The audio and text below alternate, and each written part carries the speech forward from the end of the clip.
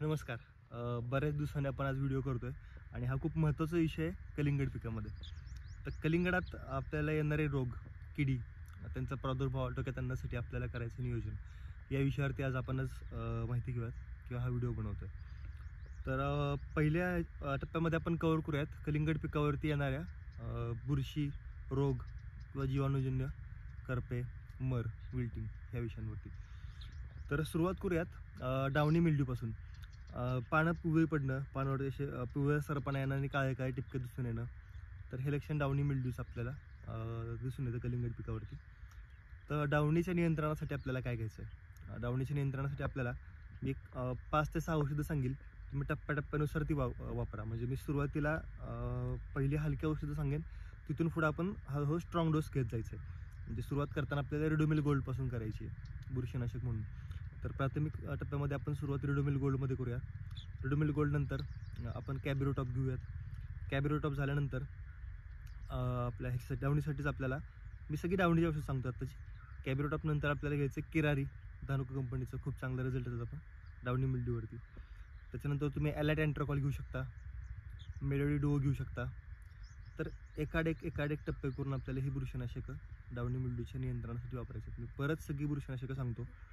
Ridomil Gold, Melody Duo, Cabrio Top, किरारी धानुका कंपनीचं, त्यानंतर ॲक्रोबॅट कंप्लीट आणि शेवट आपल्याला इथपर्यंत करायचं आहे. म्हणजे ॲक्रोबॅट नंतर आपल्याला एवढ्या औषधं झाल्यानंतर आपल्याला शक्यता डावणीचा प्रादुर्भाव दिसून येणार नाही. तर पण प्राथमिकता अशी ठेवा की प्रिव्हेंटिव्ह तुम्ही हात घ्याल या प्रत्येक करप्यावरती किंवा बुरशीवरती, डावणी मिल्ड्यूवरती. त्याच्यानंतर आपण डावणीनंतर अँथ्रॅकनोज बघूयात. अँथ्रॅकनोज कलिंगडवरती कसा दिसतो? तर पानावरती काळे टिपके जाणून येतात आणि तेच टिपके बऱ्याचदा छोट्या छोट्या फळांवरती पण दिसतात. आपल्याला ते फळ अशी कुजलेली दिसतात तोंडाला. तर हा अँथ्रॅकनोजचा इश्यू. अँथ्रॅकनोजसाठी ॲलाइट अँट्राकॉल चालतं आहे, चांगलं झालं म्हणजे भारीत लात घ्यायचं झालं तर. त्याच्यानंतर प्रमाण जास्त असेल प्लॉटमध्ये, शक्यता अँथ्रॅकनोज हा इनिशियल स्टेजला येत नाही. अँथ्रॅकनोज हा फळांची चांगली 2-3 किलोच्या पुढं साईज गेल्यानंतर अँथ्रॅकनोजचा प्रादुर्भाव आपल्याला दिसून येतो मोस्ट ऑफ द टाइम्स. तर त्याच्यामध्ये तुम्हाला मग स्ट्रॉंग हात घ्यायचं झालं तर सुदर्शन कंपनीचं ट्रायशॉट, ज्याच्यामध्ये आपल्याला 3 बुरशीनाशकांचं कॉम्बिनेशन मिळतं. पहिलं तर नेटिओ, स्कोर आणि सल्फर, हे ट्रायशॉट. किंवाच बेस्ट ॲग्रोलाईफचं ट्रायकलर, या दोन्हीपैकी तुम्ही कोणतंही एक औषध घेऊ शकता. किंवा प्लेन नेटिओ जरी घेतलं तरी अँथ्रॅकनोजसाठी खूप चांगलं काम करतं. पुढचा रोग आहे भुरी, पावडरी मिल्ड्यू. पाण्याचं नियोजन फसलं, ढगाळ वातावरण असलं आणि ढगाळ वातावरणानंतर एकदम परत कडक ऊन पडलं तर हा पावडरी मिल्ड्यूचा प्रादुर्भाव आपल्याला प्लॉटवरती जाणून येतो. पावडरी मिल्ड्यूसाठी आपल्याला कोणती बुरशीनाशकं घ्यायची आहे?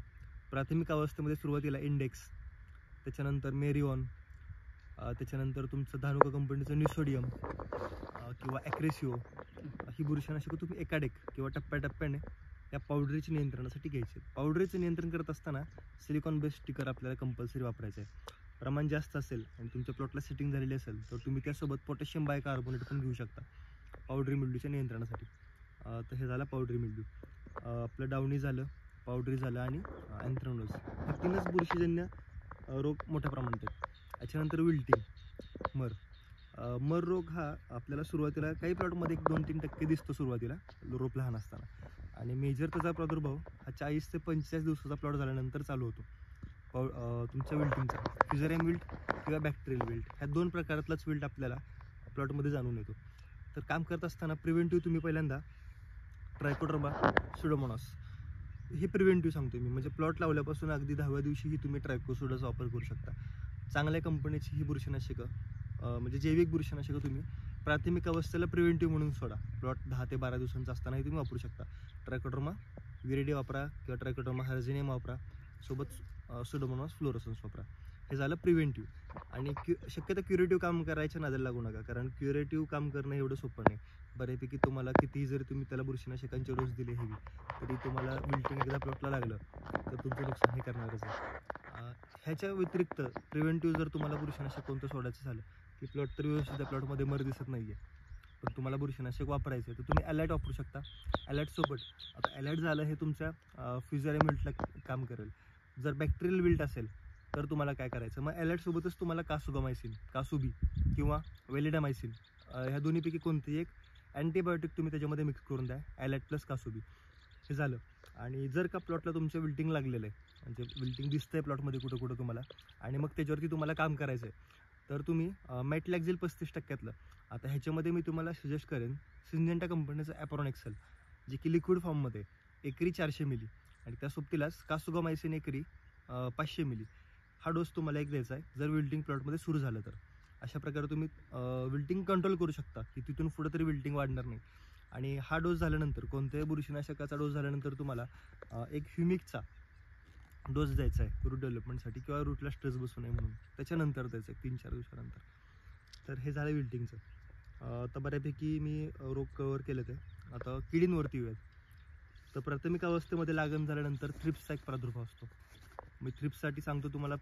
पहिल्या अवस्थेमध्ये तुमचं ॲडमायर सोबत बायो 303 किंवा तुम्ही जम्प वापरू शकता. जम्पच्या जोडीला एखादं बुरशीनाशक कीटकनाशक कॉम्बिनेशन तुम्ही देऊ शकता. प्रादुर्भाव थ्रिप्सचा जास्त असेल तर तुम्ही शिनवा किंवा ग्रासिया वापरू शकता. सिनवा ग्रासिया नंतर जर एखादा हात घ्यायचा झाला चांगलाच, तर तुम्ही एक्समोनस वापरू शकता. अंतरप्रवाही म्हणाल तर मग तुम्ही सिमोडिस वापरू शकता. तर ही झाली थ्रिप्सच्या नियंत्रणासाठी वापरलेली कीटकनाशकं. थ्रिप्स नंतर अळीचा प्रादुर्भाव आहे. आता हे शिनवा आणि ग्रासिया किंवा तुम्ही सिमोडिस वापराल तर अळीवरती कंट्रोल, हे दोन्ही पण जे हे ब्रॉड स्पेक्ट्रम कीटकनाशक आहे ती दोन्हीवरती काम करतात. अळी पण कंट्रोल करते आणि थ्रिप्स पण कंट्रोल करते. तुमचं सिमोडिस असेल, शिनवा असेल, ग्रासिया असेल किंवा अगदी हलका फुलका हात म्हणाल अळीसाठी तर इमामॅक्टिन बेंजोएट असेल किंवा बॅराझाईड असेल अदामा कंपनीचं, तर ही कीटकनाशकं तुम्ही अळीच्या नियंत्रणासाठी वापरू शकता. पुढचा प्रादुर्भाव याच्यामध्ये असतो म्हणजे आता डिसेंबर एंडिंगपासून थोडंसं ताव राहतो किंवा जानेवारीमध्ये थोडंसं टेम्परेचर वाढलं लागतं. त्या काळामध्ये तुम्हाला लाल कोळ्याचा प्रादुर्भाव कलिंगड पिकावरती जाणून येतो. आणि शेवटच्या स्टेजवरती जर तुम्हाला लाल कोळ्याचा प्रादुर्भाव जाणवायला लागला तर पूर्ण कॅनोपी ते डिस्टर्ब करतं प्लॉटची. म्हणजे पानामधला क्लोरोफिल पिगमेंट जो आहे, एक तर लाल कोळी पानाच्या पाठीमागच्या बाजूला असतो आणि मोठ्या प्रमाणात पानातला सेल सॅप सक करत असतो. त्याच्यामुळे पानं अशी धुरकट होणं किंवा पिवळी पडणं, त्यातला क्लोरोफिल पिगमेंट कमी होत जाणं, अशा प्रकारे लाल कोळी हा शेवटच्या स्टेजमध्ये साईजच्या अवस्थेमध्ये खूप मोठं डॅमेज करू शकतो. मग लाल कोळ्याला तुम्ही कोणती कीटकनाशक वापरताल? एकतर प्रथम तर तुम्हाला एखादा प्रिव्हेंटिव्ह हात काढायचा आहे, जसं की हलका ओमाइट असेल किंवा इटना असेल. आणि जर लाल कोळी दिसून आला प्लॉटमध्ये तर अगदी चांगलं कॉम्बिनेशन म्हणाल तर मग कुनोची, इन्सेक्टिसाइड इंडिया कंपनीचं कुनोची तुम्ही लाल कोळ्यासाठी वापरू शकता. त्यात पण आपल्याला कंपल्सरी स्टिकर वापरायचं आहे. कुनोची असेल किंवा ॲबेसिन असेल क्रिस्टल कंपनीचं, अशी चांगली कीटकनाशकं तुम्ही लाल कोळ्याच्या नियंत्रणासाठी वापरू शकता. आम्ही कुनोची प्रिफर का करेल? कुनोची मिटीसाईड तर आहे, सोबत एगला पण त्यांच्या डिस्ट्रॉय करतं माईट्सच्या. तर हे झालं लाल कोळ्यावरती तुम्हाला नियंत्रण करायचं. मला वाटतं बऱ्यापैकी आपण मेजर डिसीज आणि पेस्ट कवर केलं त्या प्लॉटवरती, म्हणजे कलिंगड पिकावरती येणार आहे. ह्याच्यामध्ये तुम्ही वापरत असताना कीटकनाशकं चांगली वापरा, चांगल्या कंपन्यांची वापरा. रिझल्ट चांगले बसतील जेणेकरून तुम्हाला वारंवार फवारण्या करायला लागणार नाहीत. आणि त्या प्रकारे तुम्ही करपा, डावणी, भुरी, त्याच्यानंतर किडींमध्ये म्हणाल तर थ्रिप्स, अळी, लाल कोळी, ह्या सगळ्या आपण कवर या व्हिडिओच्या माध्यमातून केलेल्या आहेत. आणि महत्त्वाची कीड राहते तशी फळमाशी, मेलन फ्लाय, बॅक्ट्रोसेरा कुकुरबिटी, त्याच्यावरती आपण एक सेपरेट व्हिडिओज केलेला आहे, कारण ते खूप मेजर डॅमेज करतं प्लॉटमध्ये. तर ह्या फळमाशीचा तो सेपरेट व्हिडिओ असल्यामुळे मी आत्ता त्याच्याबद्दल ह्याच्यामध्ये काय माहिती व्हिडिओमध्ये देत नाही. तर बऱ्यापैकी आपले रोग आणि किडी कवर करून झाले होते. आपण पुढचे